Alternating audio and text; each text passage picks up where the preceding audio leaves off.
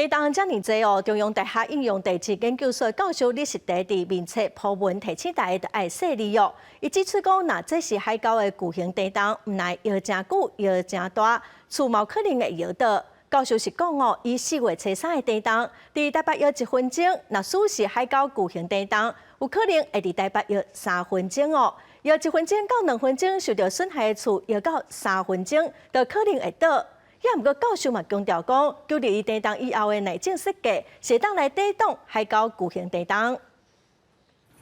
受403地动尾影响，23透早连续地无冰心，阁互真侪人为困梦当中惊醒。有专家伫面册发文搬出过去1985年的墨西哥大地动为例，迄时阵的海沟巨型地动造成墨西哥有1/3的厝受破坏，死伤惨重。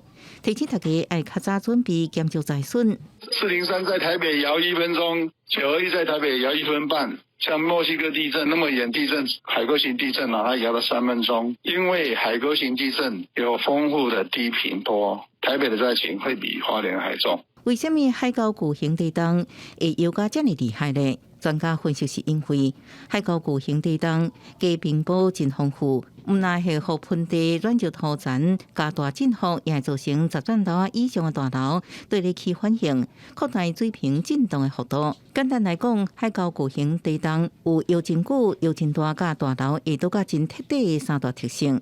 若出现海沟巨型地动，无论是前后还是左右摆动的幅度，恐惊拢会比403加921地动的摆动幅度要较大。台北盆地是一个比较软弱的那个土层，那比较高的那个建筑它是就是比较，它的震动是比较长周期的，所以我们反而是台北本地比较高层的建筑比较容易受到海沟型的地震的影响。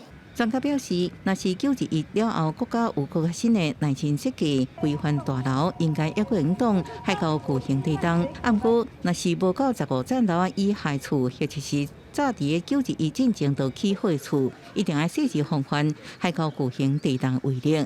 记者综合报道。